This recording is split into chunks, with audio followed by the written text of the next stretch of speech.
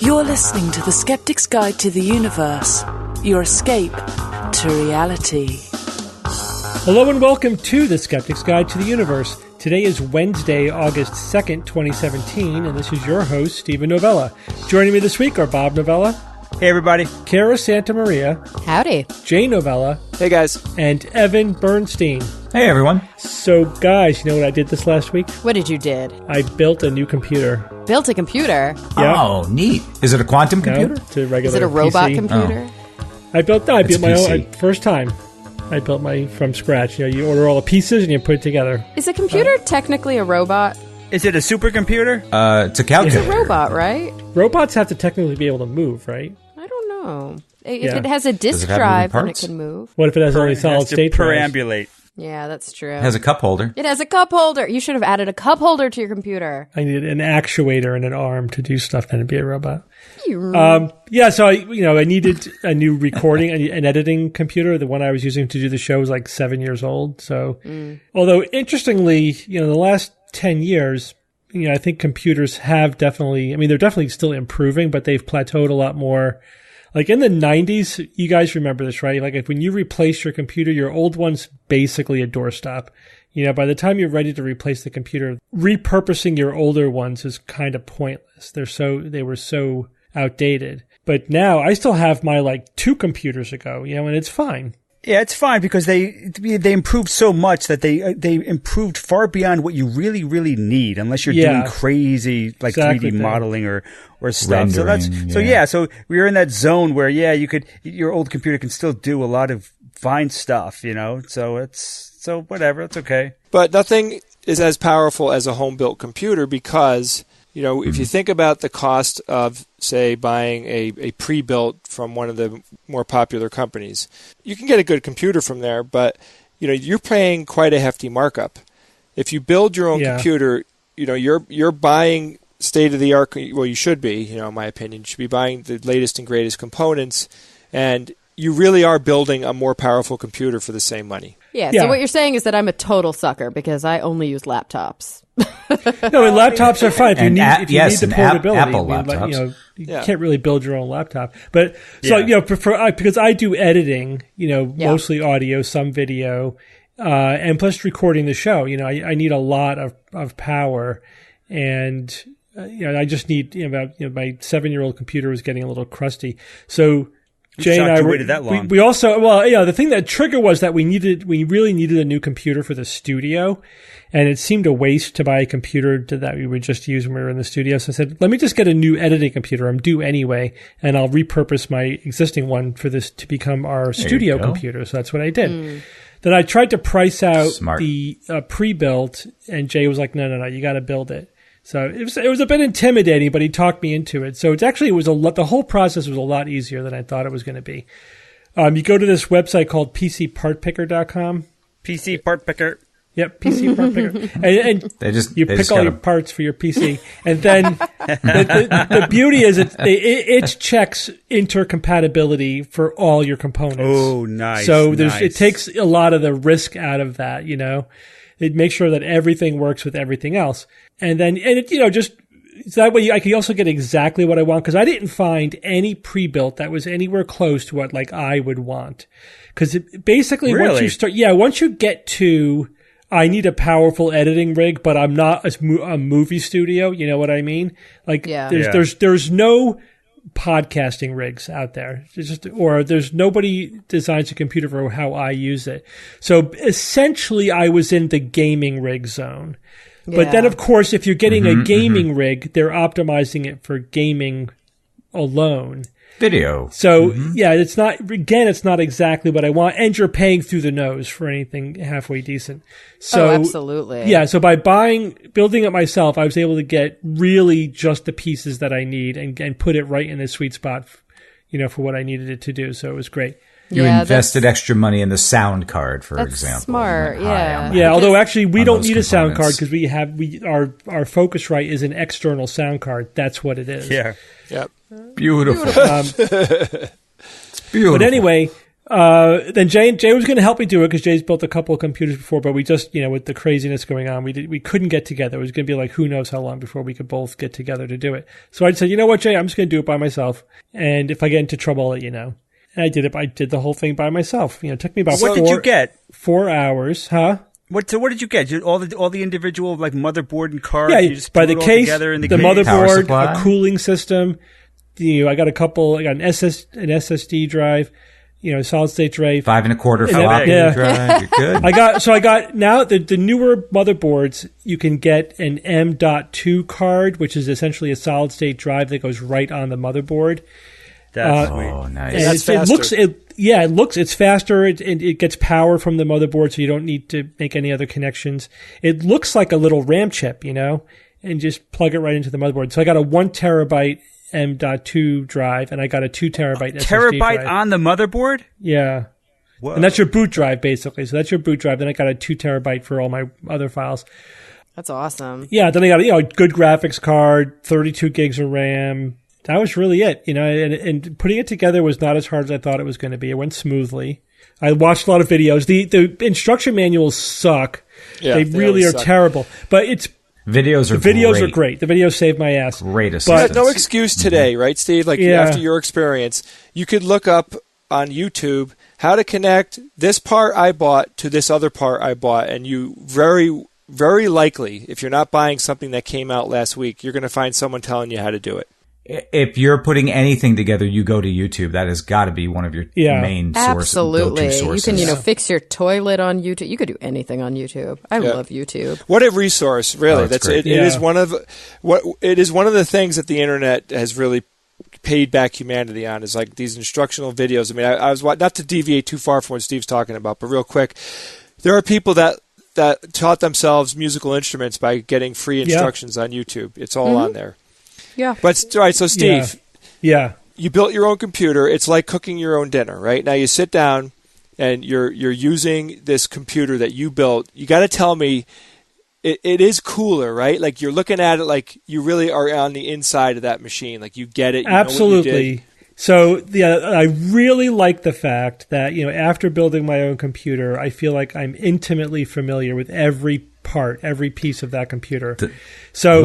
Does it? It's good. I mean, I like understanding everything, and so like if I want to upgrade it or if I need to troubleshoot it, whatever, I know this computer inside and out now because I built it literally piece by piece. Yep.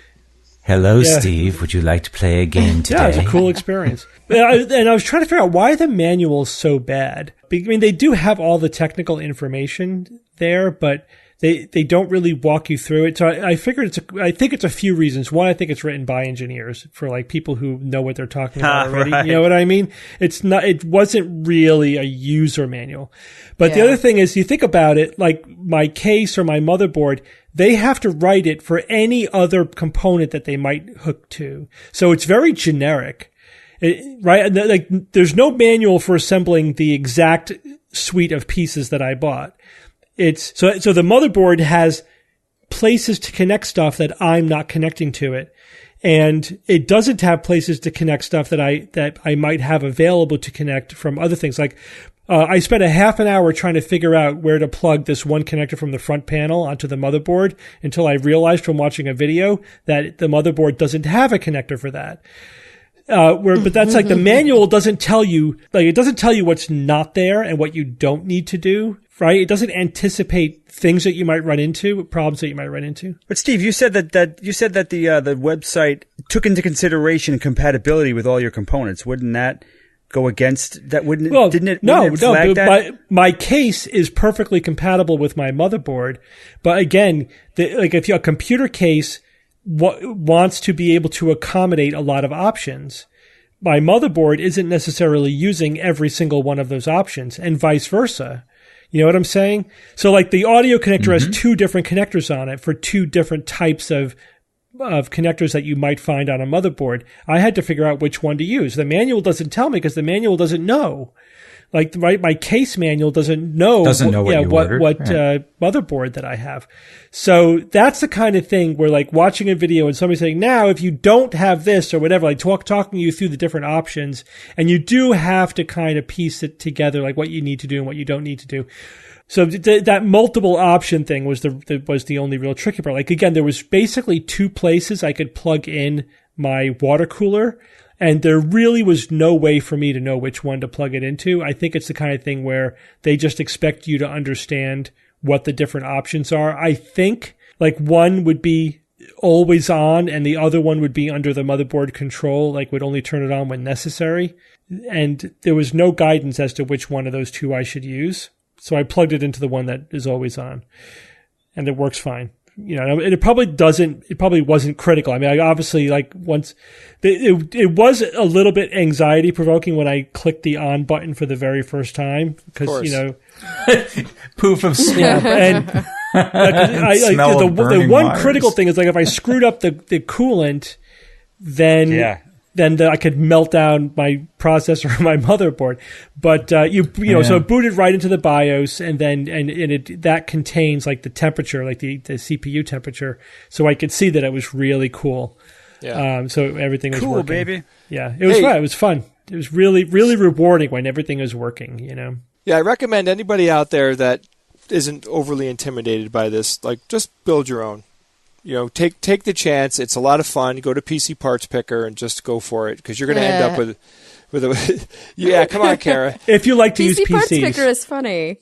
PC Parts Picker. All right, Bob, get us started with a forgotten superhero of science. Yeah, it's been a while. So this week I am going to cover Mildred Dresselhaus. That may sound familiar. 1930 to 2017.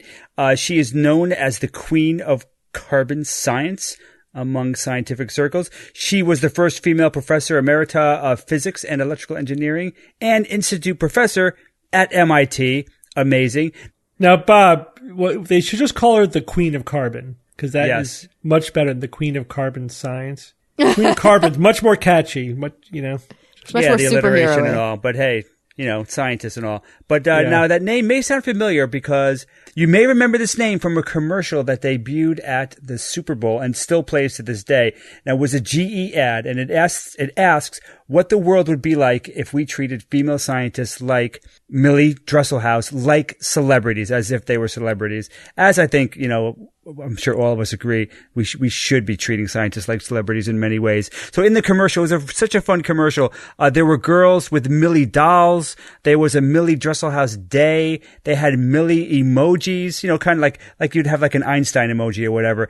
They named a flavor of ice cream after her called Millie Vanilli. Yes, which is awesome. That's where that came from. And the young girls dreaming about being scientists in the commercial. Really cool commercial. It's just a wonderful ad, and it was perfect for this segment, of course. Millie really existed.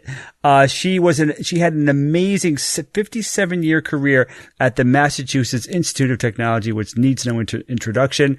Her honors and accolades are too long to fully list here. There's just row upon row upon row of all these things. She was a director of the Office of Science at the U.S. Department of Energy, the first female president of the American Association for the Advancement of Science, and on, co-recipient of the Enrico Fermi Award. She even has physical theories named after her, which is maybe the ultimate, the Hicks-Dresselhaus model, which is the first fundamental model for low-dimensional thermoelectrics, which started the whole band field. Her research on carbon helped make it one of the premier elements of material science as it is today. She developed technologies based on thin graphite, which allows electronics to be embedded everywhere from cell phones to clothing. So an amazing woman. So remember Mildred Dresselhaus. Mention her to your friends, perhaps when discussing graphite intercalation, Raman scattering, or even the photophysics of carbon nanostructures. Did you just say Raman scattering? Yes. Is that pronouncing? Scatter some ramen? Like ramen noodles? I don't know. Raman. Amazing. All right, thanks, Bob. Jay, tell us about NASA tracking asteroids. NASA has released this information that a house-sized asteroid will be coming close to the Earth on October 12th of this year, 2017. How close? How close? Close enough to fall on Dorothy. There's a range. I'll tell you in a second. So the asteroid is called 2012 TC4. So, Bob, guess what year they found the asteroid? 1412? 1512. 1912 BC. Yeah. So they discovered the asteroid in 2012 at the Panoramic Survey Telescope and Rapid Response System. That's called the Pan-STARRS system in Hawaii. But back in 2012, the researchers were only able to track the asteroid for just 7 days. And I'm not even sure why that was. Interestingly, though, on its path back to the Earth, it's coming back exactly 5 years to the day. That's cool. Kind of odd, right? NASA estimates its size is going to be between 33 feet and 100 feet, or 10 to 30 meters wide. And the flyby path will be as close as 4,200 miles, or 6,800 kilometers. The calculations have estimated the asteroid could be actually as far away, though, as 170,000 miles. That's 270,000 kilometers. So they don't really know with extreme detail its trajectory and path. Hey, that's pretty good. I think that's pretty good detail. Well, yeah, on astronomical scales, you're totally correct, Kara, right? Like, because we're talking about distances that are like between the Earth and the Moon, right? That's a pretty damn far distance. So there's nothing to worry about, just so everyone realizes this thing is, they're sure it's not going to hit the Earth. They've confirmed it. And in fact, this flyby is a good thing, and here is something super excited good news. Astronomers can use this flyby to test the International Asteroid Detection and Tracking Network. And I didn't know about this. Over a dozen universities are involved. Observatories and labs globally will be gathering data about how, first off, we're going to be gathering data on the asteroid as it approaches, as it passes, and as it flies by. So that's why we have to have people studying it all over the Earth. And then next phase is that we have to collate our data and figure out how well that these organizations can work with each other, so we can really determine with fine accuracy its trajectory. So the next time something is coming, we'll be able to do it even better. And this whole test that they're doing is also going to be examining their techniques, and they're going to vet the system's strengths and weaknesses. They might need more equipment. They might need, to do things quicker or communicate quicker in order to really get the data put together correctly. So overall, it's great. There's a system out there that's going to be detecting asteroids. And now, when I was reading the article, I'm like, well, okay, but that's just a portion of what we need to do. So I have even more good news. Let me quick back to the asteroid and tell you a couple more interesting things, and then I'll get to the other good news. So scientists are saying that this asteroid is it's really, really ideal. It's perfect for testing our current system, and largely because we know, first, it's not going to hit the Earth, and we don't know exactly what path it's going to take. So this means that the data that we're going to collect from the global tracking will have to be combined in order for the asteroid's exact orbit to be determined. So it's kind of good that we don't know enough about it, because it'll really test the strengths and weaknesses of the system. 2012 DC4 is the same size range as the asteroid that exploded over Russia back in 2013. And if you guys remember, 1,200 people actually got injured in that event. That's a lot. I didn't realize it was that many. But, Kara, that's nothing like compared falling to glass. Well, yeah, right? that was Chelyabinsk. No it was in fatalities. Siberia. Like it was luckily, and it hit a lake. It was in like a low population area. We could have events that happen up to a planet killer. So, this is critically important. But check this out. So NASA is not just monitoring and collecting data on asteroids. They're working on a planetary defense system against asteroids. Now, this effort is largely going to include asteroid deflection. So in June of 2017, NASA announced their first asteroid deflection mission, and it's called Double Asteroid Redirection, or DART. And the plan is to hit asteroids with enough force to change their trajectory so they don't hit the Earth. They even have their first target, and I love this. Check this out. Talk about the absolute perfect scenario. The asteroid that they're looking at is actually a binary asteroid, meaning it has two separate bodies that are traveling on the same trajectory. So they're going to hit one of the two bodies with their DART system to see how much they can affect its course, and then compare it to the other body and say, well, we know how much we affected it because we have two data points. Oh, that's perfect. That's perfect. And I will remind everyone listening to this show that homeopathy and chiropractic have not really done anything to help defend the Earth against asteroids, right? Last I checked. Yeah, it takes real science, that's right. real things, real math in order to do stuff like this. So, it's not just NASA. Of course, the data collection, like I said, is being done globally. So we're talking about tons of organizations. I think that NASA is organizing the whole thing. But this DART system, I mean, everything about it is perfect, right? We with enough time, we can move any asteroid, just nudge it a little bit to send it off course and not hit the Earth. So as our detection gets better, the DART system will be more effective. Cool. I was lucky enough just yesterday, you guys, to sit down with a woman named Dr. Carrie Nugent, who works at Caltech IPAC, and she is an asteroid scientist. She told me about 3 potential options. The nuclear option is quite literally the nuclear option, and that would be to explode a nuclear bomb next to it. But it's obviously the most risky because can you imagine how scary it would be to put a nuclear warhead on a rocket? Mm-hmm. You've got to hope that there's no problem with that launch. And then literally, if you don't get it off its course and it still crashes into Earth, now you have a radioactive asteroid. Like, you don't want that. That's not good. But she also talks about these really cool things where it's like a gravity tow situation where you send up something like a small satellite to go around it with these little boosters. Give it a nudge. And actually kind of spin around it and push its pathway away. She taught me everything about asteroid orbit. I mean, fascinating conversation. It's not going to air on my show, Talk Nerdy, for another couple of months, but definitely keep your eyes out for Carrie Nugent. And she has a great TED Talk too. Ooh, nice. All right, Evan, I understand that anti-vaxxers are making a big push not to even vaccinate their pets. Yeah, that's right, Steve. This one sort of came out of the blue, and I don't know why we really haven't talked about it much before. I don't think we've talked about the concept of anti-vaxxers and pets, but here we are. Now, the anti-vax movement probably needs no explanation to our audience, but in any case, they are people and organizations that for various reasons are against the vaccination of, well, people. Some believe it's a huge medical conspiracy. Some believe vaccinations cause illness. Some believe they're leaders of their faith when they're instructed not to vaccinate. But regardless of the reason, these people all share one trait of being effectively science deniers when it comes to vaccinations. And up until today, I think this could be our first time talking about the anti-vaccine cults in this context of animals instead of humans. So it's sort of a new emerging front in the war versus these deniers.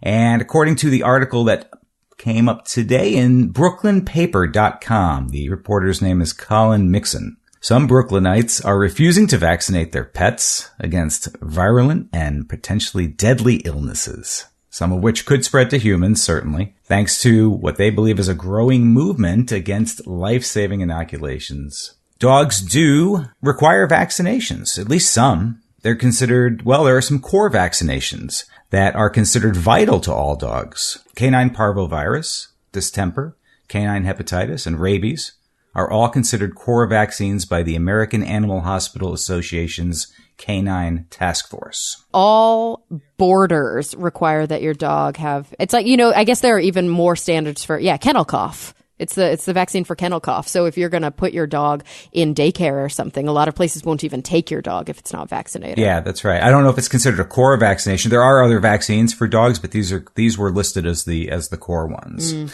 Gotcha. So, but you're right. I have, my dogs have even gone, to kennel and daycare and things. And if they're not up to date on their inoculations, they don't get in. Yep. There's a Lyme disease vaccine for dogs. I know dogs there's a rattlesnake vaccine, isn't there? Dogs get all the good vaccines. They can take a rabies vaccine. Yeah. Mm-hmm. Yep. Yeah, well, it's required in New York State, actually. Well, more often than not, it was tested on them before people, so they may as well get some blowback, some good blowback from it. That's true. All that experimentation. I agree. Yeah. Cats as well, for those who are cat lovers and own cats. They also have a regiment of vaccinations, some core vaccinations and then secondary vaccinations that they should be having. Consult your veterinarian. on an individual basis. But in any case, the increased, there's the reporter reports, the increased skepticism towards inoculating pets is likely the result of a national movement that claims vaccines can cause autism in children. So they're afraid their dogs are going to get autism? And dogs? Yeah, that's absolutely correct. Here's Dr. Stephanie Liff of Clinton Hills Pure Paws Veterinary Care. I had a client concerned about an autistic child who didn't want to vaccinate the dog for the same reason. She says that we've never diagnosed autism in a dog, and I don't think that you could. I did a little background on that. It seems, well, they make it seem like it's possible, but how could really we ever know? It's so beyond sort of our understanding or our ability to really detect it that it would be irresponsible of vets to do so. No, that's insane. They could say that a dog is showing the signs of something along the lines of what we understand as autism, but that's probably about as far as they can really go. No, that's crazy. Autism is not like a disease you catch like meningitis. Right. Autism is a spectrum disorder. Yeah. It's based on features, and those features are central to being human. Like social communication, social interaction. Yeah, it's so nuts to say that a dog is autistic. I mean, we see autism in like very high order primates. Like you could say that chimpanzees have like autistic like disorders, but a dog? Oh my God, I don't know. I'm getting mad. They used an example of one of the particular breeds has a predisposition apparently for chasing its own tail around, and they think that that's could be autism-like behavior. No, that's just being an adorable dog. It's silly. It's pretty silly. It is. There isn't even an animal model of autism. I mean, it's so. Yeah, so the anti-vaxxers are bringing their fight into the arena of veterinary medicine, and I suppose it should be expected to a certain extent. Why wouldn't they? Right? If they're not going to vaccinate their children, why would they be all for vaccinating their pets? It sort of makes sense in that regard.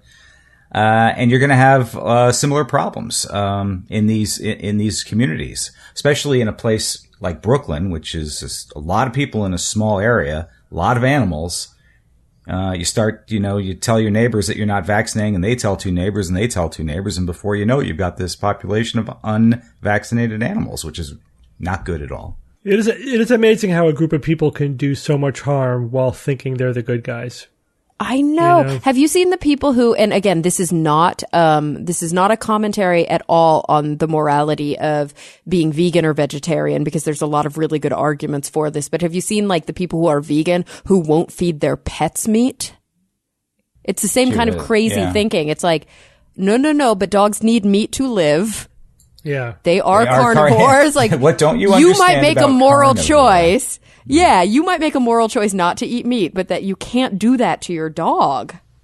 It's just crazy. Although I just read an article, there's a study that concluded that 25 to 30% of the negative environmental effects of consuming meat is due to the meat we feed our pets. Yeah, interesting. Interesting. Yeah. That's nutty. So if you're a vegan for environmental reasons, don't own a pet. Yeah, that's a good call. That's the or rule. Yep. own a pet that doesn't eat meat. Yeah, you but know, don't get a feed pet that tofu to your dog. Some of the numbers were great. It's like all the pets in the United States eat as much meat as all of France. It's like, yeah. Oh my gosh. But yeah, I remember there was an episode of like Hoarders or one of those terrible shows on A&E where this woman had all these cats and she was vegetarian, so she didn't feed them meat. And cats, of course, are carnivores. And like her cats went blind. There's some sort of, these amino acids they need in order to be able to see. I mean, it's horrible. Get a lizard. Yeah. That's right. Feed it crickets. You'll be fine. Carol, let me ask you a question. Yes. Have you ever heard of Laetrile? Is that a pill? That sounds like something that you should ask your pharmacist if it's right what for a you. good, what a really good point. Sounds like a medicine, Kara. but have you ever heard about it? Have you ever heard of it? I don't think I have. Too young, Laetrile. Steve. Generational gap. That's there. why I'm asking. Well, yeah, this is something that. What is it? So Laetrile was a thing in the 70s. It was like it was a fake cancer treatment. It is a pill. Okay. And it never went away completely. And it's making a comeback. And it's an interesting little history of Laetrile and its parallel to the alternative medicine movement.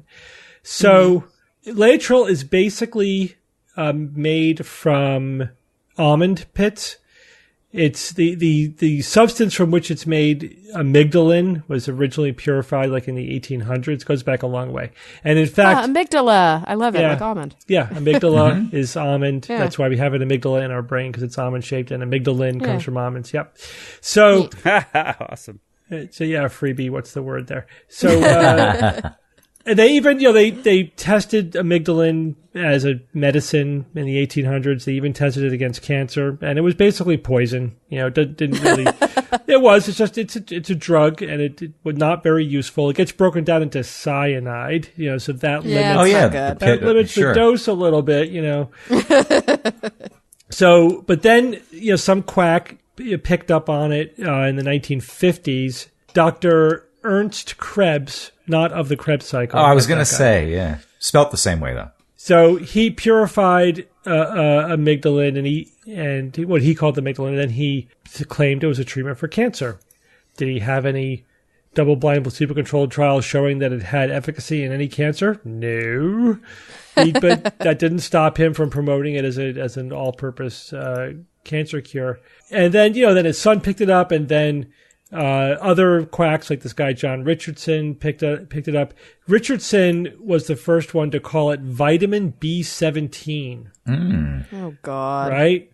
Because it's a vitamin. Vitamins, by definition, are substances, nutrients that your body can't make, and so you need to eat them. It's not a vitamin, right? It's not a nutrient. It's a drug, and it's a very toxic drug that does not have any useful medicinal dose range. So which means it's just a toxin. It's just a poison. No reason to take it. None. Zero. Exactly. But he started spreading this notion that there was, a conspiracy of like the Rockefeller family. I mean, it's really an elaborate conspiracy that he came up with. The FDA, the AMA, the National Cancer Institute, the American Cancer Society, the Rockefeller family, big oil, big pharma, were all involved in this mega conspiracy to suppress the truth of Laetrile, and to keep, because they want to make money off of keeping you sick. So that they really started that meme, this whole notion that they're hiding the cure for cancer, and they want you to stay sick so they can make money off of you, and they wouldn't want you to be cured by something like this. It's all bullshit. It's all nonsense. But that really got the ball rolling on that. And at the time, so now we're talking about back in the 70s. This was before the world went crazy, when you could actually arrest people for committing health fraud and for practicing medicine without a license. And so that happened, to Richardson. And then the backlash of the true believers to that, the actions taken against Richardson unfortunately in a big way helped give a lot of steam to the whole alternative medicine movement. In fact, there was an organization called the Committee for Freedom of Choice in Cancer Therapy, later became the Committee for Freedom of Choice in Medicine. Again, started this whole healthcare freedom idea, the idea that people just need the freedom to be able to take whatever they choose, and that's the only way to really foil this evil conspiracy of big pharma. That notion is still a core notion of the alternative medicine movement. So interesting. So Laetrile really did give rise to this. So now, flash forward 40 years, and we have the Dietary Supplement Health and Education Act of 1994. We have the false legitimizing of quackery and nonsense, the whole natural medicine movement, the whole healthcare freedom movement. And now, in this environment, Laetrile is making a comeback because they've basically paved the way for selling this toxic drug as if it's a natural nutrient, vitamin B17. This is crazy. Yeah, it is crazy. It's total nonsense. There were, even at the time, so around in the 1970s, there was about 20 studies looking at the anti-cancer activity of Laetrile, and it has none. So it's basically worthless. But of course, that's a conspiracy. Once you invoke a conspiracy, you're through the looking glass, right? There's evidence doesn't mean anything. You could believe whatever you want to believe. You could reject anything that is inconvenient. Facts, truth, nothing matters. All that matters is your narrative.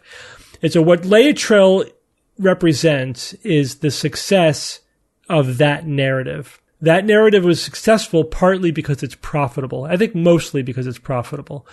That once the supplement industry and the alternative medicine industry could make money selling toxic drugs that are untested, or to the extent that they are tested, they don't work, with this narrative that there's a conspiracy to suppress real natural cures, they started to make millions, then billions of dollars off of that, of course, because they're selling to desperate people who are sick. And then they use that money, they use their billions to then they put that back into further lobbying and marketing, changing the laws and spreading their narrative. And that has had a profound effect on the world over the last 40 years, unfortunately, for the worse. So now we live in a world in which, people actually think that you can, affect the body by sticking tiny little needles in it, or that, you could treat an ear infection by manipulating your back, or that you can cure cancer with almond pits, but Big Pharma is trying to keep this miracle cure from you. That's the world we live in now, where that narrative has really prospered. Now, the people who should be protecting the public from, essentially, again, I don't think there's any master planner. I don't think this was somebody 40 years ago said, this is what we're going to do. This is the path we're going to take to get to this point. This is all, I think, just happened organically. Just, people have ideas, like even just with Laetrile. Some guy has one piece of the narrative and somebody else adds another piece. They try it out. Whatever works, makes money, then that flourishes. And other people, it's culture, it's cultural evolution. Other people then replicate it and tweak it. And then again, it's like an adaptive radiation of evolution, of evolving this strategy. And over 40 years, it really has been unbelievable, how much it has evolved. This is the perfect thing, though, for the government to do something about. I mean, they have the power, and they don't do it. That's where I was headed. So the academia and the government and regulators should be protecting the public from slick con artists who are making money by lying to them and then using that money to further market themselves to the public and lobby for good laws. And the government has utterly failed the public in this regard, and academia has utterly failed society in this regard. They've allowed themselves to be infiltrated by pseudoscience and nonsense. They've taken a largely shruggy, blind eye approach to it. They've failed to recognize the threat that this represents to the scientific basis of healthcare and medicine. They have failed to protect the consumer. The political parties, no political party, is taking this up. Even the green, anti-corporate, pro-consumer, party completely bought into this narrative, completely sold out the consumer and the public to con artists, to snake oil salesmen. That's where we are right now. And then if you try to point that out, you're a shill. Bingo, instantly you're a shill. That's it. Great? You're working for Big Pharma. Yeah. And then people believe it. It's just really, when you really see the whole thing in context, it really is shocking and frightening. But it's also a good reminder about unsinkable rubber ducks. These things, they may go down under the surface for a little while, but eventually they do resurface, and sometimes with a vengeance. Yeah, but in this case, it actually created this safe environment for itself. It actually changed the laws, changed the culture, completely denutted academia, did everything it needed to do in order to just to make health fraud respectable. Yeah, I guess, Steve, we've said this before. This is where the skeptical community steps in to educate and to get the government first to be aware of it and then to hopefully do something about it. Yeah, we're the only ones. Right. Who else is talking about this? Who else is calling it for what it is? Nobody. Clearly no one. Even Ralph Nader, right? Ralph Nader is like the ultimate anti-corporate, pro-consumer guy. I've never heard him say anything about this. That's because, to be fair, I haven't heard him say shit in decades. But I wonder what his take, even when he was what out his take there. actually would be. Because so Ralph Nader is big into railing against mainstream medicine. Over 300,000 Americans are killed in hospitals every year. So that is sort of the left. Ugh. Allopathic medicine is evil. We need natural, non-corporate medicine kind of approach. I don't like where this is going. Me neither. So, hey, if he has a different position to take, I'm happy to bring him on the show and have him articulate it. Yeah. Well, everyone, we're going to take a quick break from our show to talk about our sponsor this week, The Great Courses Plus. One of the reasons why we do this show is because we initially, we all are interested in, at its core, knowledge, right? We want to learn. Mm-hmm. And The Great Courses Plus is the best resource for that because, and you must have heard this before on the show because we talk about them every week, The Great Courses Plus has over 8,000 titles on topics as broad from photography all the way to particle physics. So this week we are recommending you watch Redefining Reality, The Intellectual Implications of Modern Science by Dr. Stephen Gimbel. Dr. Gimbel looks at a lot of amazing things. I'm just going through some of his chapter titles. Quantum mechanics, quantum field theory, transhumans, making living gods, artificial intelligence, the internet and virtual reality. If you like any of that stuff, definitely listen to this episode. I can't wait to go through it. So guys, we want you to check out the Great Courses Plus too, just like we do all the time. Sign up now and you can watch this or any of their courses free for 1 month, but you've got to go to our special URL. That's right. Start your free month right now. Sign up at thegreatcoursesplus.com/skeptics. Remember, thegreatcoursesplus.com/skeptics. All right, guys, let's get back to our show. Bob, you're going to tell us about robot safe crackers. Yeah, this one was pretty cool. The recent DEF CON cybersecurity conference, I think it was in LA. I like the name of that conference. Right? DEF CON cybersecurity conference. I think I would like to check that out. They had a demonstration of a safe cracking robot that can crack combination lock home safes in about an hour or less, reliably, without any human intervention.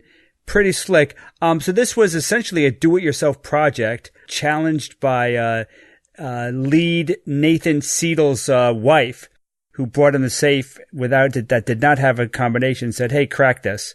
And he came up with this. He got a couple of his buddies and they put together this little robot. They now they are the head of the Spark Fun Electronics in Boulder, Colorado. So the robot is called Spark X. And it kind of looks like an erector set that attaches to the front of the safe. It costs about $200 for parts, including a $20 Arduino board, $40 motor, and some 3D printed components. They just attach it to the front of the safe, and it does its stuff. So the crack itself is fascinating. The process, if you think about it, it should be completely impractical. Because think about it, they were working on like a common safe, like a Sentry safe, 3-number combination lock. It's got 100 little numbers on the dial. So how hard is that? Very hard if you think about it. That's 3 numbers and 100 options per number. That's 100 times 100 times 100. That's 1,000,000 number combinations that potentially could open that safe. So even if you have a robot that could do that pretty fast, at say, 10 seconds per number, it would take you about a little under 4 months. So that's ridiculous. I mean, so even if it worked, so what? What Seidel or Seidel, what he did was to shrink the solution space, which made me think of Enigma, the Enigma machine in World War II. There was just too many possibilities. But what really killed it, what made it actually practical to solve, was the fact that if you were encoding the letter E, you could not return a result of the letter E. It had to be any other letter but the letter that it was. And just that simple design decision that somebody made it solvable. Many consumer safes made for regular people, they have a built-in 3-number tolerance because humans are humans, basically. So that means that if the number the number in your combination is, say, 35, then 35 would work, but then so would 34 and so would 36. If you're within a few digits, the safe would say, all right, that's close enough. So if you think about that 100 times 100 times 100 equals 1,000,000 possibilities shrinks down to 33 times 33 times 33. Which brings it down to like almost 34,000 possible combinations. That's a lot smaller right there, just right there, because you only need to do every third number, right? Because it has that 3-number tolerance in it. So that's one big chunk that's washed away in terms of the time it takes and how many combinations you have to go through. Also, Seidel realized that the robot did not need to go back to 0. You know, when you try a combination and it doesn't work, so you just spin it around, you go back to 0 and then you start again. He realized you didn't need to do that for this type of safe to reset it. Cause if you choose your numbers carefully, and this is important, if you choose the number combinations carefully and the sequence of numbers that you go through, you could actually keep 2 of the 3 rotors in the lock in place, and then you could try a lot of different numbers on just the last rotor. So it's like, you know, you get the first and second combination in there, and then you could try different combinations with just the third number. And so basically that meant that you could try different sets of 3 number combinations really fast, because you could lock in the 2 numbers in a sense and just fiddle around and try different numbers for that last number. So that meant for Seidel and his crew that they could do numbers on average in 4 seconds. In 4 seconds they could knock through a set of 3, try a 3 number combination. So that saved a lot of time right there. The final one I'm going to go into is definitely more difficult to explain. So basically the third rotor for that third number had indentations on the slot. There was indentations to the left and the right. And these indentations are there to actually prevent safe cracking. Because you know how if you kind of squeeze the dial and pull on it as you're twisting it, you could feel the pin kind of slip in? Well, these indentations actually prevented that from happening, because the indentations, as you got closer to the number, were so gradual that you couldn't sense it. But when they took the safe apart and looked at it, they realized that slot, the real slot, was a tiny of a fraction of a bit thinner than the other ones. So the computer could actually detect it in some way. So basically, it could detect that last number really easily. So let me read how the website I read described this. It also turns out that one of the 3 discs in this kind of safe's lock, one for each number in the combination, has 12 indents along its edge to confuse safecrackers who try to sense tiny differences in resistance to determine when the disc falls into place. So that was it. So when he realized that basically his little robot could find that last number like really fast. You just have to detect it. And so that really knocked down the solution space even more. So the bottom line then was that he could crack this type of safe reliably, like say within an hour. I've heard numbers between 45 minutes and 71 minutes. And that's the longest time it would take for him to crack these safes with his robot. Sometimes it would take 10 minutes. 15 minutes. When he was doing the demonstration at that DEF CON conference, cybersecurity conference, he set the robot to working, and he gave a 50-minute speech. And he was like, man, I hope it cracks the safe before the end of my speech. And it cracked it in 30 minutes. So very impressive. So now some people might think, well, what the hell is this jerk doing? Is he trying to help burglars? And you could kind of reasonably say that when somebody does something like this, like this is going to help the bad guys. But the way he sees it, he sees this effort as harmless, do it yourself fun.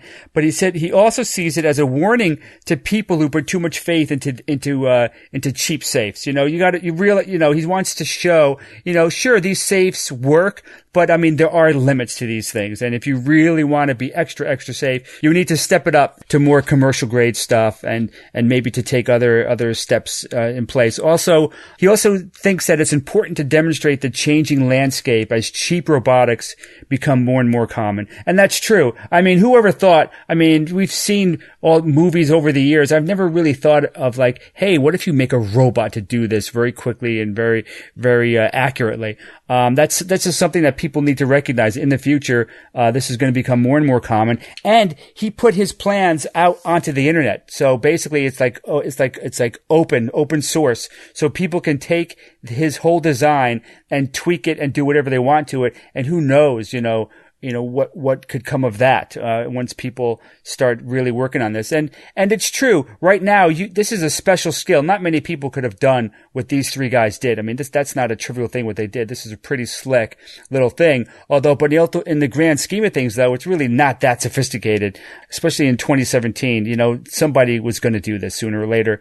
And, so it's interesting. Well, it's interesting to see where this is going to lead. That's like the equivalent of ethical hacking in a way. Well, they sure, kind of absolutely. expose the vulnerabilities and weakness in systems and then report on it so that they can make improvements. Companies pay good money to have that done. And they should. Oh, yeah, what's that called again? Is it like a white hat versus the red black hat? Yeah, that's right. Yeah, the hacker community is huge, and there's different kinds of hackers, of course. And that conference is like, there's a lot of culture around that conference. I mean, I'm sure that some of our listeners even attend that conference. I would always wanted to go, but you hear funny things like you cannot go to that conference with like a standard cell phone because it's over. That's awesome. Everyone's got you.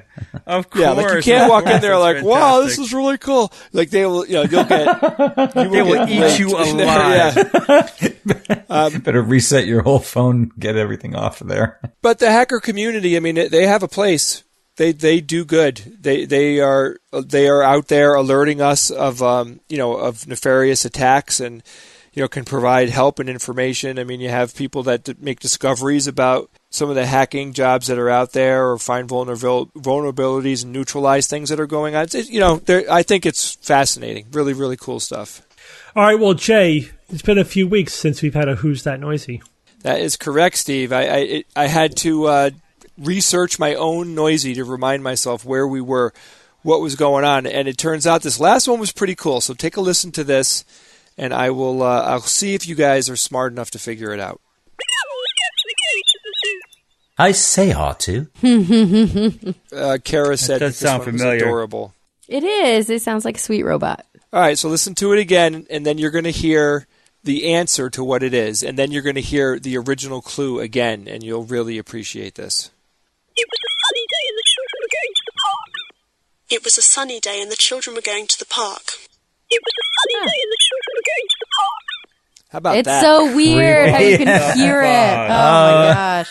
All right, Our so brains are incredible. not a new Conditioned. thing. Lots of people have talked about this. This is either 3 tones that were manipulated to have the sound of human speech, right? But it isn't as information dense as normal human speech.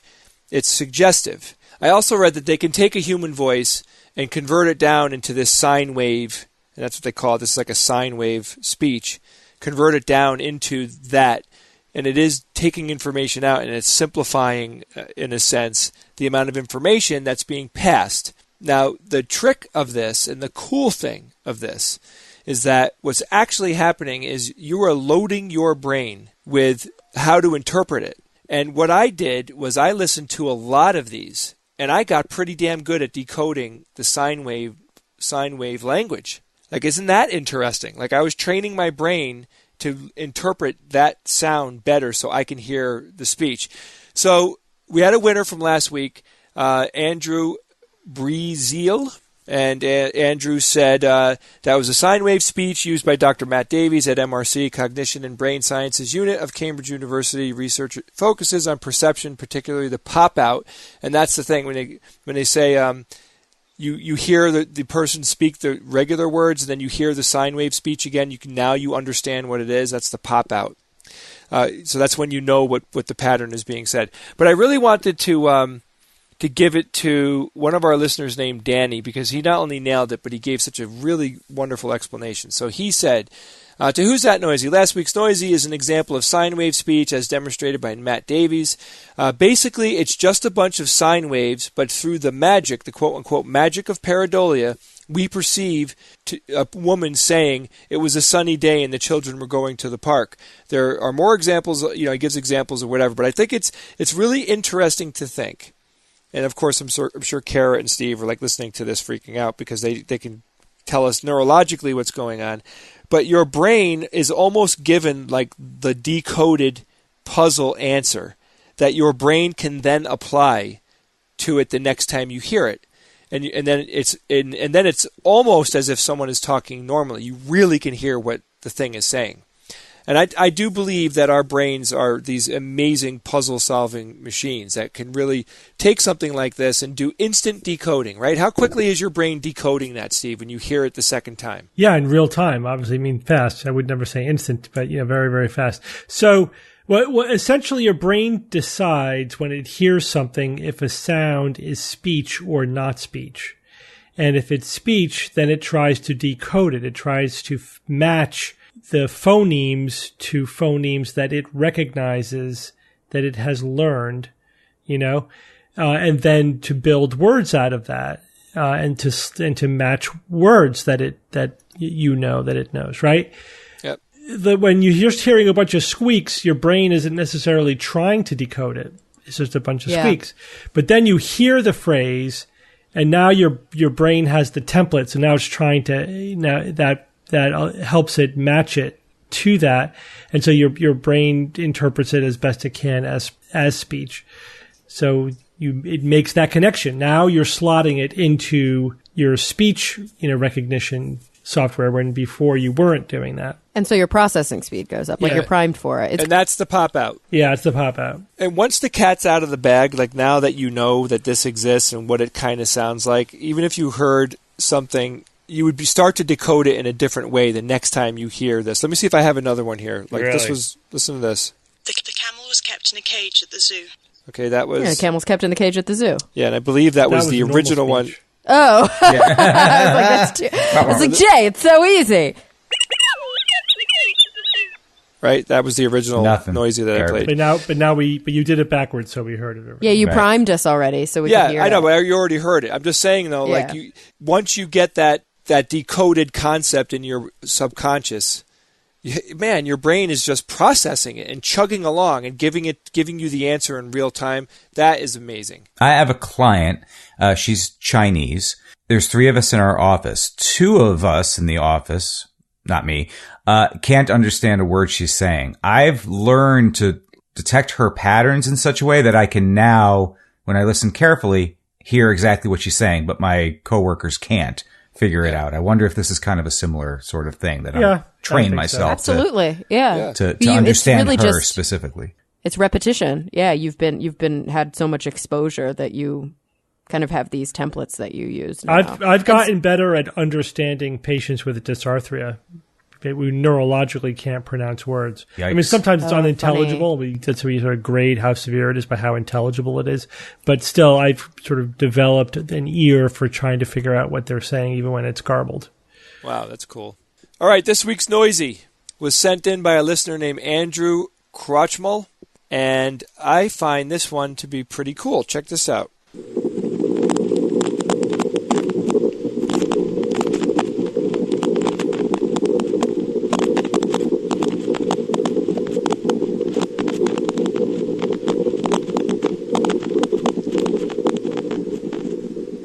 Would anybody like a clue?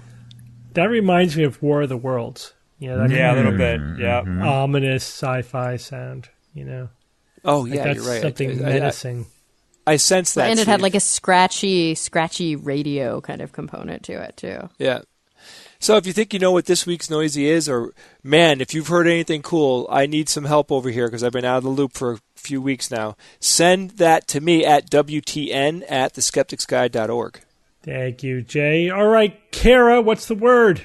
Ooh, the word this week is a fun one because it was recommended by Les Howard from Atlanta, Georgia, who wrote to say, quote, during the law of robotics discussion, I heard the word recursion used. I'm thinking this might have been when we were at Nexus. I could be wrong. Yes, that's correct. Sorry. That was my parenthetical. Okay, yeah.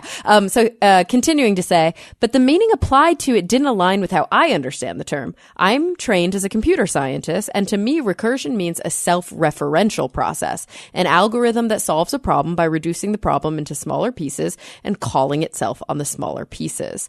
This is a really, really interesting recommendation, Les. So I thank you for that because recursion, the noun, or recursive, the adjective, there are a few different but kind of relatable definitions. So in these kinds of situations, what I like to do is to go back to the etymology first. So recursion is actually an earlier form of the word. It comes from the Latin recursionum, which actually breaks down to a running backward or a return. The stem root of that is recurrere, which, as we see in the word recur, has that kind of, that root. So this return, this backward, this coming back thing. So later on, about a century and a half later, recursive as an adjective came around, and that more specifically became understood to be periodically recurring.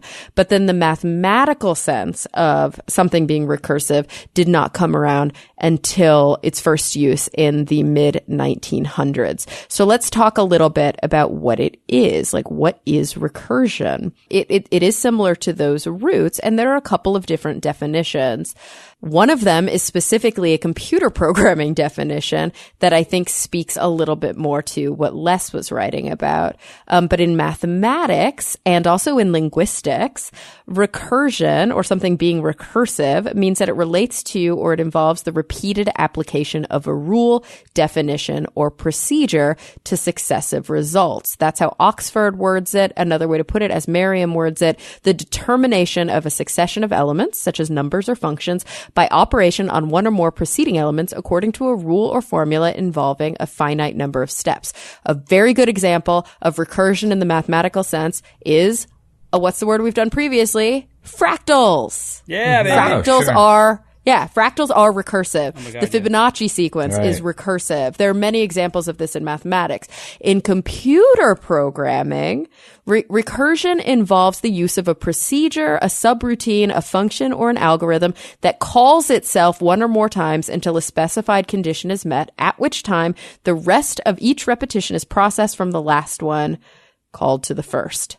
It's different than something iterating. Let's see if Oxford's definition is a little clearer. Actually, I think Les's computer definition was the clearest. But Oxford says, relating to or involving a program or routine of which a part requires the application of the whole, so that its explicit interpretation requires in general many successive executions.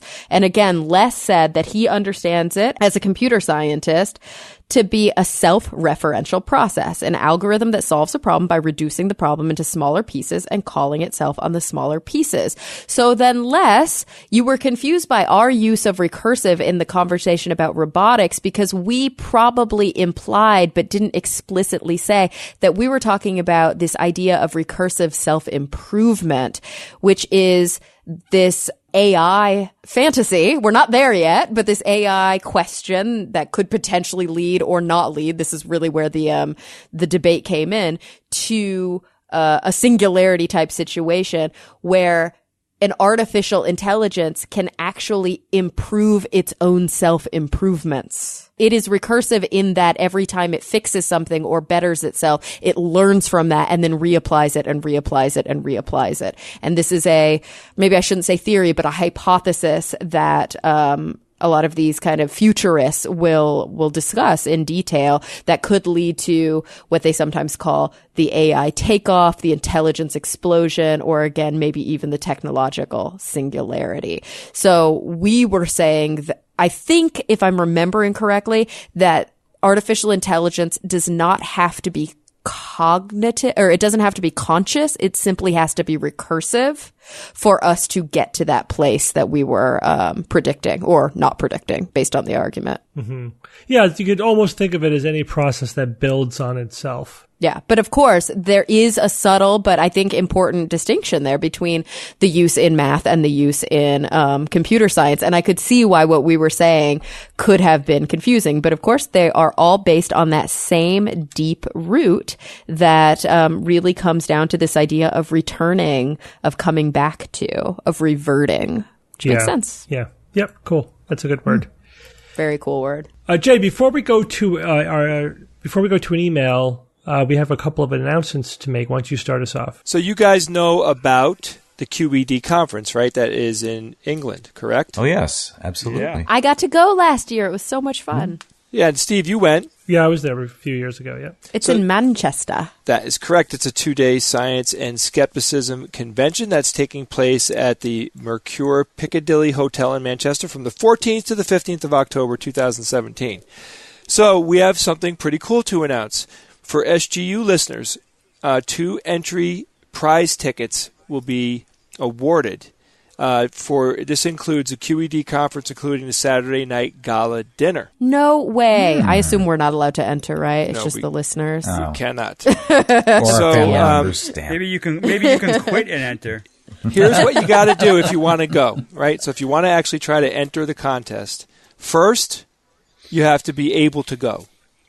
right? You have to be able to physically. yes. You have to physically be able to make it to Manchester for the weekend of October 14th and 15th, and also you have to answer the following question: What is your favorite color? Oh, sorry. Which two rogues have previously appeared at QED? Now, if you were paying attention, if you were paying attention, you may have picked up on some not so subtle cues on which two rogues have been to QED, right, in the past. And then you take your deductive powers and you write an email to sgu@qedcon.org. That's sgu@qedcon.org. And, make sure your name is in there. And then answer the question, which two rogues have previously appeared at QED? And hopefully you'll win.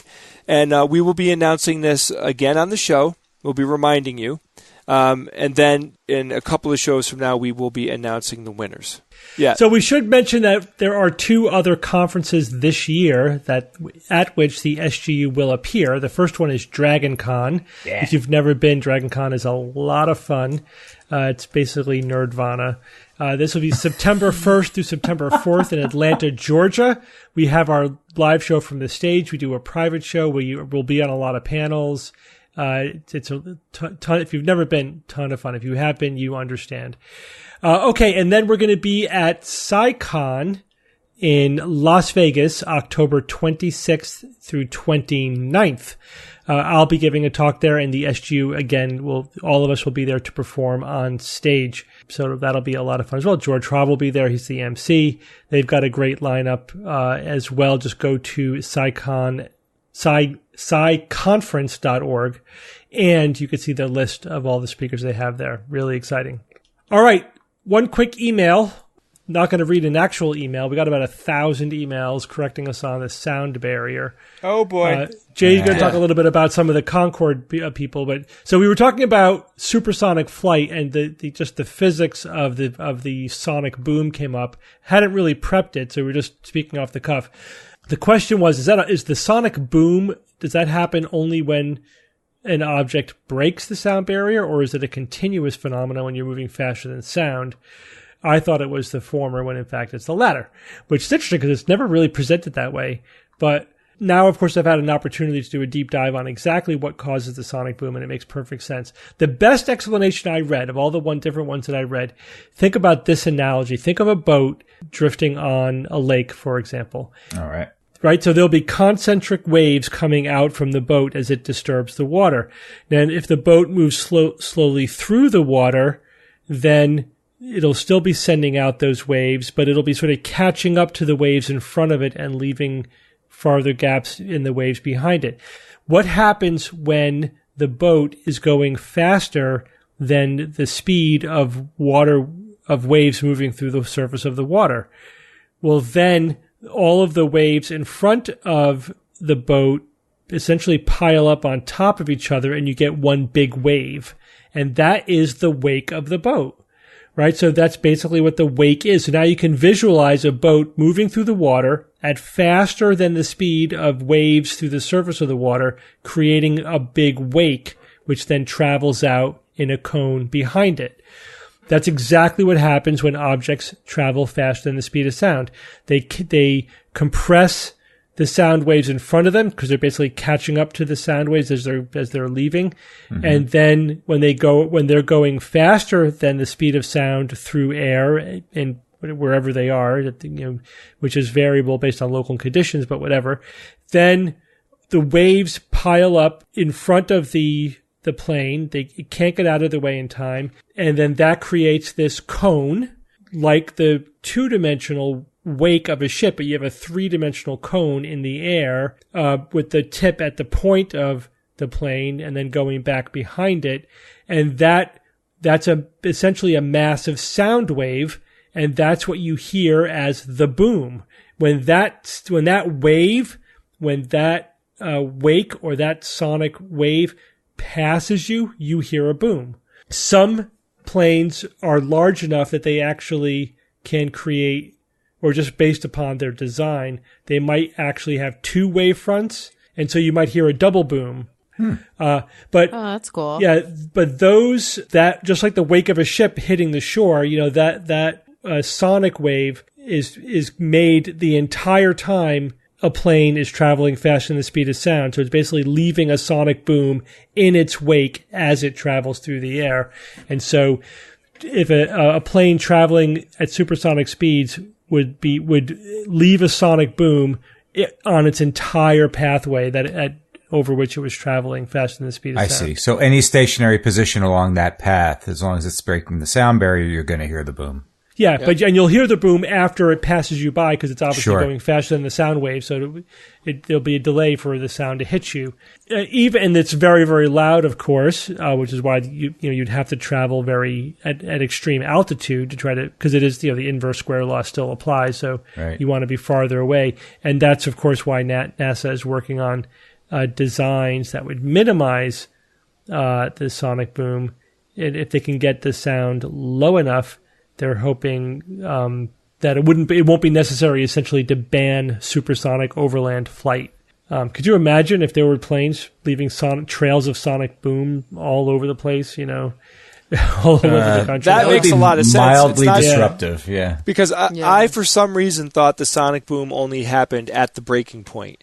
At that tipping point into the speed of sound. But it does make perfect sense now that I hear you say that, and I've read up on this, that, it's just if you're breaking the sound barrier, you're creating a continuous sonic boom. Yeah. A couple of things. One person wrote in and gave some cool details about the Concorde and about sonic booms. He was saying that for every 1,000 feet the plane is off the ground, it's a mile wide cone of sound that you can hear. So if the plane is flying at 60,000 feet, that cone of sound, it could be huge, but of course the volume would be lower if it was that high. But still, showing you that it's hitting a lot of people. It would affect a ton of people if supersonic jets were flying over population areas that were densely populated. It could be hugely disruptive. Another interesting thing that I read was that the Concorde stopped flying because the manufacturers stopped supporting, I guess, the aircraft, and it wasn't a financial problem. Yeah, Yeah, I've heard several different things about why the Concorde stopped flying, and it's probably one of those things where it may be hard to say it was this one thing. The fact that it wasn't making money, that was a fact. Yeah, economics usually wins the day. Yeah, it's on those hard arguments. to say that played no role in them stopping the flying it. But yeah, it's just the whole thing. There was an accident. It wasn't really the fault of the Concorde, but that had a negative PR impact on it. And the people say that's why they canceled it. That's not why they canceled it, but I'm sure it didn't help. It wasn't making money, and they just did the airline, and nobody wanted to continue to support it because it wasn't profitable. The other thing I read was that when you're on the plane, you don't hear the sonic boom. Oh yeah, of course, because you're traveling faster than it. Yeah. Right. Well, I read that just behind you. I read that it had a lot to do also with the speed of sound that would travel through the fuselage as opposed to the speed of sound in the air. Mm-hmm. And that was like a differential there that would have an effect on what you were hearing aboard. Okay. And another cool thing, a lot of people that wrote in, that had the opportunity to fly on the Concorde were saying that, just how awesome it was inside. Like they had like the speed of the plane in the front, everyone could see exactly how fast the plane is going. And then, this, one person wrote in and said that the engines were more efficient the faster they went. That can generally be true of jet engines because you think about it, jet engines have to compress air, and when you're traveling very quickly through the air, your speed is compressing the air for you. So it does make the jet engines, depending on their design, that they have an optimal running speed. But yeah, they could get more efficient as they go faster because the air compression is being taken care of. And some types of jet engines, I think, actually depend on that. Like, I think like when you get to scramjets and stuff like that. Yeah, you have to be going at a certain minimum velocity before they start to work. Yeah. All right, guys. Well, let's go on to science fiction now. It's time for Science or Fiction.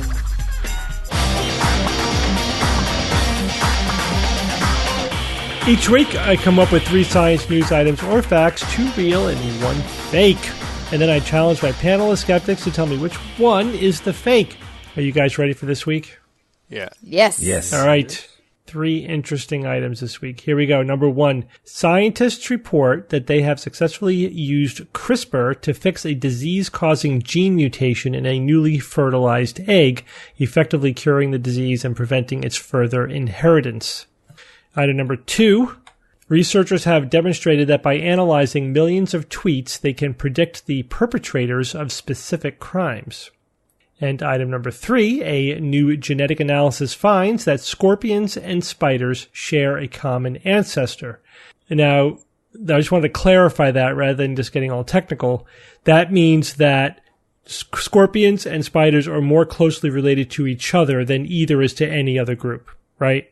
Kara, go first. Okay. Scientists report they have successfully used CRISPR to fix a disease-causing gene mutation in a newly fertilized egg, effectively curing the disease and preventing its further inheritance. Ooh, that's a compound. Effectively curing it and preventing its further. Oh, of course, because using CRISPR, they're actually going into the genome and editing it so that mutation would not be passed down.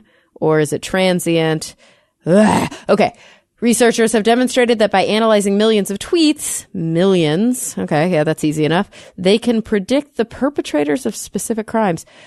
There's just like no context in this clue at all. It's like the most vague thing ever. Like, sure, I could see that happening. What crimes? I mean, maybe cybercrime. That would be interesting. Or, we sometimes see that like dumb criminals will like hold up a convenience store and then like take a selfie with their gun and their bag of money and then tweet it. So I could see that happening. And then, this has happened like recently on Facebook. They've been able to actually catch some people on Facebook. Okay. A new genetic analysis finds that scorpions and spiders share a common ancestor. Well, these arthropods, these arachnid, I thought scorpions were arachnids. This one seems like too likely to be unlikely, which means it'll probably be the fiction. Damn it, Steve. Okay. All of these seem reasonable to me. The CRISPR one is the fiction. There's got to be some specific problem in here that maybe they were able to fix the gene only transiently and not actually affect its how hereditary it is. I don't know. I don't think I'm using that word right, but whether or not it could be passed down. So, shit. I'm going to say CRISPR was the fiction. Okay, Bob. I'm going to say CRISPR is not the fiction. Damn it! Don't get too cocky. Don't get cocky, kid. Don't get too uncocky. I guess is better. Because they don't mention humans here at all, so I could see them totally doing this on like a frog or whatever. So yeah, I could see that. I think we're at the point where we could do that. What about all those ancillary genome updates though? That was all scary a little while ago. I wonder what the status of that is. So I'll say that one's science. And the scorpion and spider, yeah, they're both arachnids. So what? The spiders and scorpions are closer than spiders and ticks and mites and other arachnids. Yeah, whatever. So I'll say that one's science too, which means that the tweet one is fiction. I guess that one could be fiction. So the other ones seem less likely to be fiction. So I'm going to say that the tweet is fiction. Okay, Jay. Just one about CRISPR. Being able to fix a disease-causing gene in a newly fertilized egg. That the part that I don't like here is the newly fertilized egg part, because I read about CRISPR quite a bit, and I've never quite heard anything said about like them being able to do it in something that isn't that developed. This one about analyzing the tweets, I think that with enough data, sure, you could have some predictions about people that might be about to commit crimes. It just depends. I don't use Twitter that much, but it's more of just a data set. If you just think about it, you can analyze kind of any social media and see what other, is there anything that's happening in the verbiage that they're using or whatever that could be shedding a light on the person's mental state and, maybe predicting some behaviors. I don't know. Interesting. I wouldn't put it past software to be able to do something crazy like that. And then this last one, scorpions and spiders share a common ancestor. My gut reaction to it was that the two animals don't remind me much of each other, even though they both kind of scuttle. But I can kind of see, yeah, all right, sure. Everything has to branch back to something, and I don't have any real reason to think why these two creatures wouldn't have some type of common ancestor. So out of the gate, my gut was telling me that I don't like the CRISPR one, so I'm going to say that's the fiction. Okay, and Evan. Well, I think the CRISPR one is going to be science. We've talked before on the show about how CRISPR technology and advancements are racing along at, relatively lightning pace. And this would be just another, I think, advancement in heading in that direction. I think Bob brings up a good point too. We're not necessarily talking about humans. So I think this one's going to be right. I think the one about tweets, though, is going to turn out to be the fiction. Couple things here. Analyzing millions of tweets. Obviously, they're not analyzing any one individual. They're collecting tons of them from all sorts of people and then predicting the perpetrators of specific crimes? No, I don't think so. Not specific crimes. You may be able to get some generalities out of certain things and see some general patterns. I don't think specific crimes, though. Too narrow. So I think that one's wrong. That one's fiction. And that, obviously scorpions and spiders, common ancestor. Sure. Why not? So tweets, fiction. Okay, so we're split 2 and 2, which means you all agree with the third one, so we'll start there. A new genetic analysis finds that scorpions and spiders share a common ancestor, by which I mean that they are more closely related to each other than anything else. You all think this one is science. Let me ask you a question. What do you guys think about ticks? They carry disease. Yeah, they're hard to kill. Also arachnids. Yeah, yeah, that too. Superficially, more similar, I think, than to spiders and scorpions, I guess. But there's also an order of arachnids called pseudoscorpions. Oh, really? Yeah, but scorpions and spiders do share a common ancestor. Yay! Yeah, so that was your reaction was funny, Kara, because that's exactly what I was going for. It's like it's so simple that somebody might think it's a ringer, Haha, you bastard. You always get me with those, too. But it's mostly I wanted to talk about it because the actual underlying science was cool. And so it's not so much that they're closely related. That's not that exciting. I mean, yeah, they're both arachnids. We know that they're pretty close. The fact that they're closest, okay. Nothing surprising there. But what they did a whole genome, wide analysis, which, of course, is getting a lot easier and cheaper to do. And what they found was that both scorpions and spiders share a common event in their genetic past. And that is a rare event called a whole genome duplication. At some point, which is pretty self-explanatory. That's a thing. At some point, the entire genome was duplicated in their common ancestor. Now, when that does happen, most of the extra copies do then get lost over time, so you don't necessarily permanently double your genome. But what it does do is it gives an extra redundant copy of pretty much of every gene, right? Think about the genetic drift, and you could just totally play with stuff. Damn. Exactly. That's exactly what evolutionary biologists think. In fact, there was a whole genome duplication event at the base of the vertebrate clade. And the question is, how important are such events for later evolution? Because you have all these redundant genes that you could then play with. It's got to be huge. It's more huge. More importantly, in my eyes, how the does that happen? Yeah, well, I mean, just at some point, all it took was one organism that had an error in reproduction and survived. Basically with a double genome. That's what I mean. How do you get a double genome? It's like, what's the mechanism behind doubling your genome? Well, your genes always divide. Like your DNA divides a lot. So I could see that being some sort of just like, that doesn't. It's not uncommon. Yeah. Well, I mean, it's evolutionarily speaking, it's uncommon apparently, but it's probably uncommon. But I could see, I don't know, it doesn't seem that crazy, I guess. Yeah, right. It doesn't seem that crazy to me either. So that's exactly the kind of mistakes that are made when you're copying the genome. But like there are whole chromosome duplications, there are chromosome fusions, and all these sorts of things happen over evolutionary history.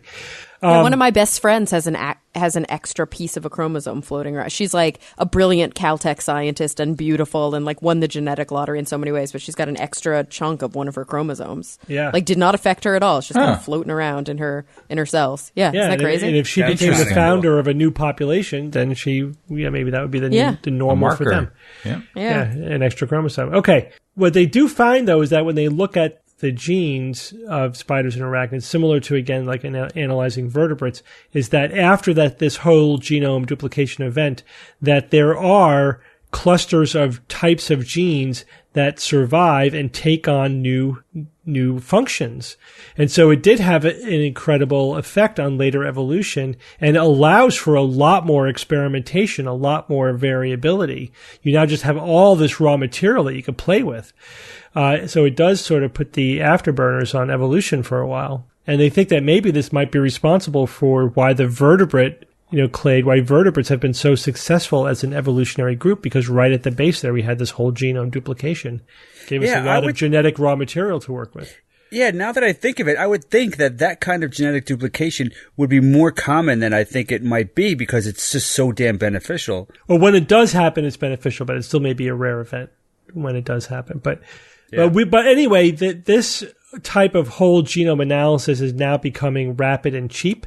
And so we're just at the very beginning of this kind of analysis. Spiders and scorpions, okay, but they're going to be able to do this with all different types of groups. And we'll be learning lots of fascinating stuff. Okay, let's go back. I guess we'll just work in reverse order. Researchers have demonstrated that by analyzing millions of tweets, they can predict the perpetrators of specific crimes. Bob and Evan, you think this one is the fiction.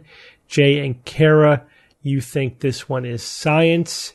And this one is the fiction. Yeah, fiction. Damn it. Evan, you came the closest in your analysis. This was a study looking at Twitter for crime prediction, but they were just predicting very generally just crime tendencies. Yeah. So like types of crimes, like what types of crimes are going to be occur, not like this guy over here is going to commit a crime tomorrow. Yeah, not specific. That's more. This was inspired by person of interest, but we're not quite there yet. I absolutely, the key word in this one that absolutely got me was predict. I didn't even think of. Like when I read it, I just thought like that they could find them. I don't know. It did not translate you were to thinking me. about you missed the whole predict part. I missed the whole point. Yeah, that obviously this is predictive policing, but with Twitter as a tool. So I think I think it will be useful. I think social media will be useful. Is turning out to be useful for predictive policing, and this is one more piece to that puzzle.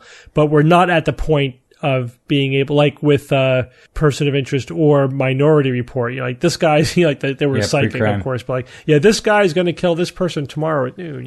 No. We're not there yet, but it wouldn't surprise me if at some point we get to that point. We're obviously never going to predict things with 100%, but where it's like, these people are conspiring to commit a crime because of their activity on social media, or even if you're trying to hide it, you might give yourself away in so many subtle ways that a computer would be able to see.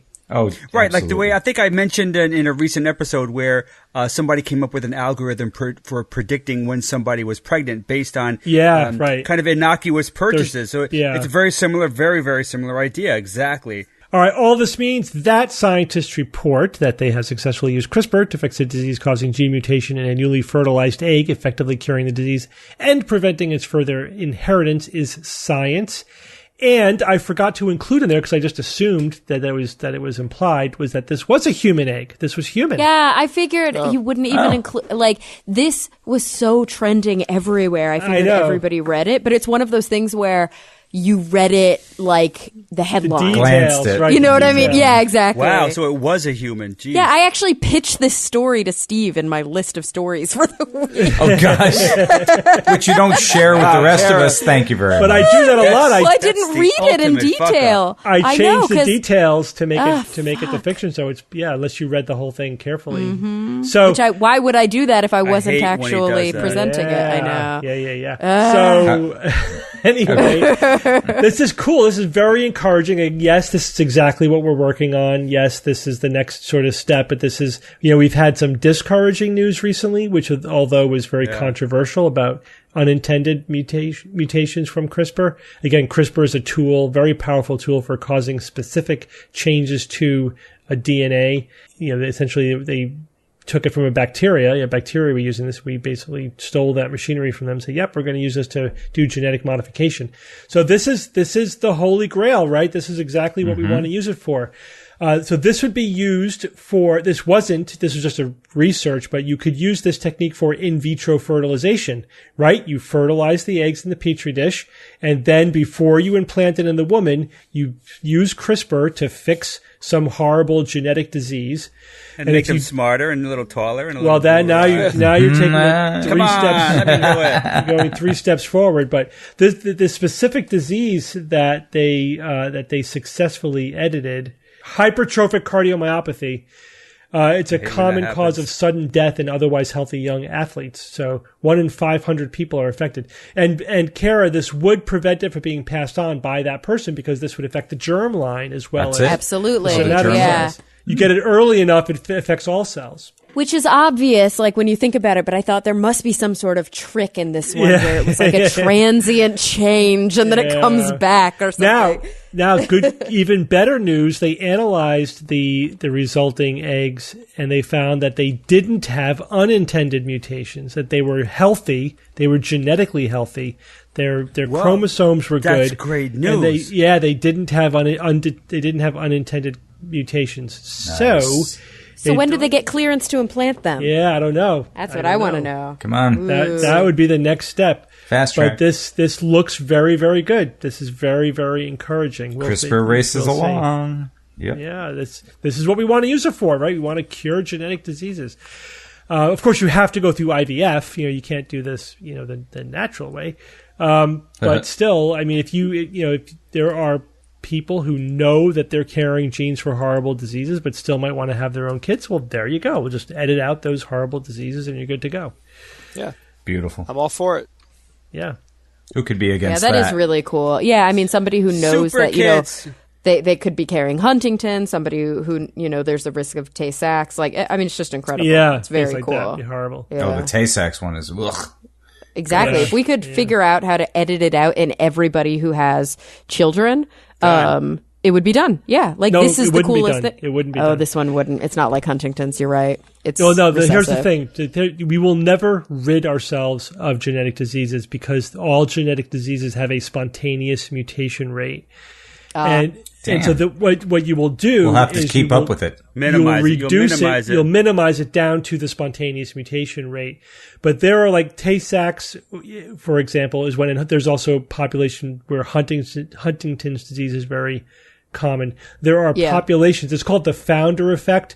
If you have a group of people who basically are the descendants of one small population, then a genetic disease that was in one of the founders of that small population now is very common in the broader population. So like Ashkenazi Jews have like certain diseases that are endemic in their population because of that small, they just happen to be descended from somebody who had it.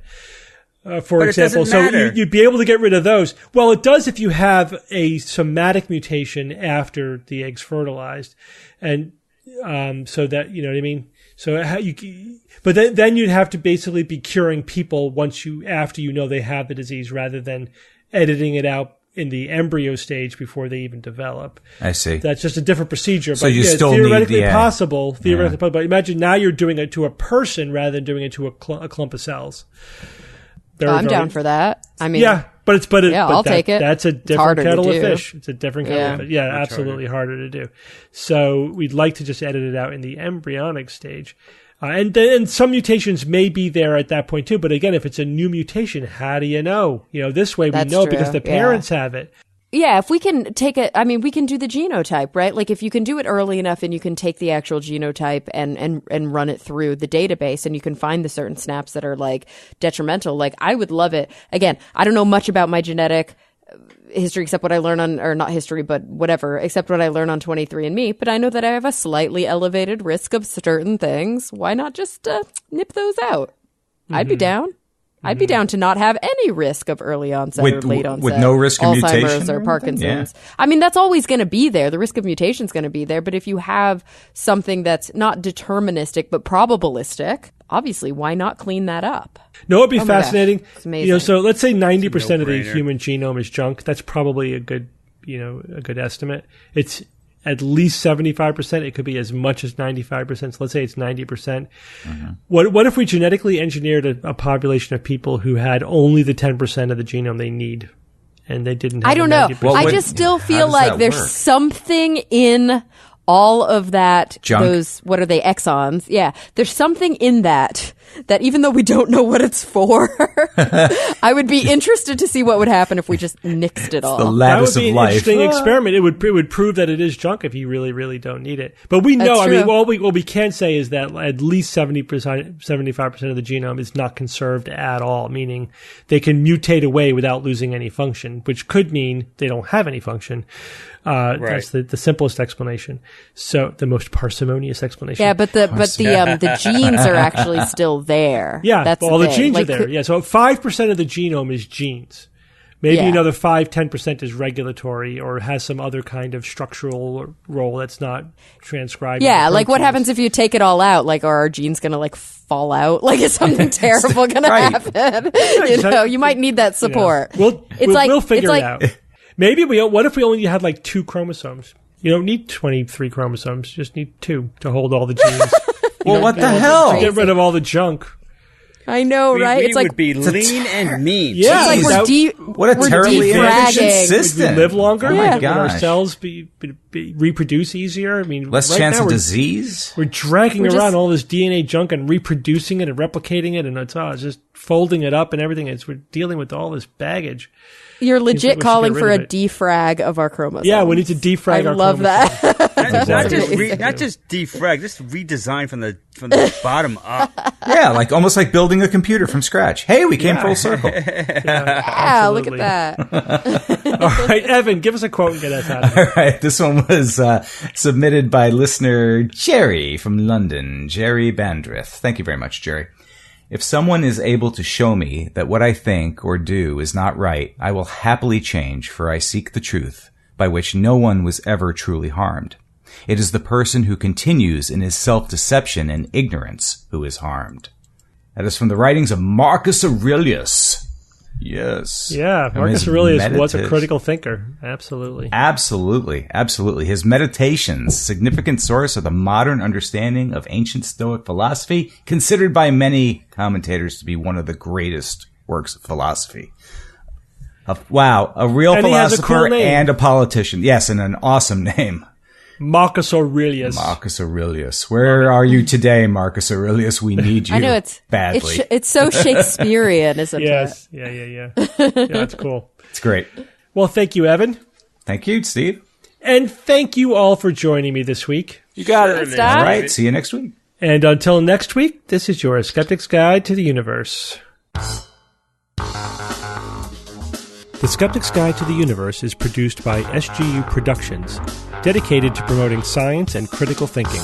For more information on this and other episodes, please visit our website at theskepticsguide.org, where you will find the show notes as well as links to our blogs, videos, online forum, and other content.